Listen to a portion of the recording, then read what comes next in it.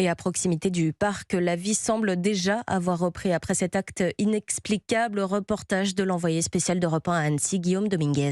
Téléphone à la main, les touristes se prennent en photo sur le pont des Amours. Juste à quelques mètres de là, les enfants chahutent dans l'aire de jeu, à l'endroit même de l'attaque. Étrangement, la vie a repris son cours, mais l'émotion, elle, reste encore très marquée dans la voix des Annéciens. Un état de choc, d'effroi. C'est une ville d'enfants. Le paquet, c'est le grand terrain de jeu. S'en prendre à des innocents qui n'ont jamais rien fait, ils s'en défendent surtout, c'est vraiment le pire des agissements possibles. C'est incompréhensible et aberrant. J'espère que ces enfants surtout vont s'en sortir parce que vraiment on est très touchés, nous les Annéciens. Assis sur le banc de l'aire de jeu, Gérard surveille ses petits-enfants. 3 garçons scolarisés dans l'école primaire située à quelques mètres du lieu du drame.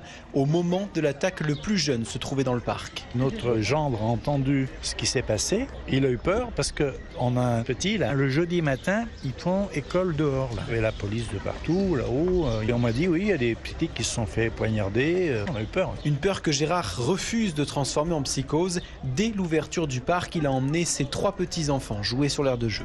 Reportage signé Guillaume Dominguez, envoyé spécial d'Europe 1 à Annecy. Ce matin, cet assaillant est toujours en garde à vue.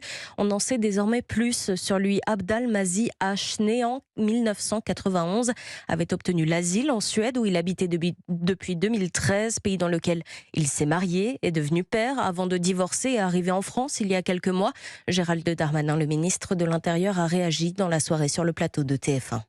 Alors cet homme était régulièrement sur le territoire national puisqu'il était réfugié en Suède depuis 10 ans. C'est un Syrien qui, en 2013, a obtenu l'asile et une carte de résident en Suède. Puis, pour des raisons qu'on ne s'explique pas bien, en Suisse, en Italie et en France, il a fait une demande d'asile.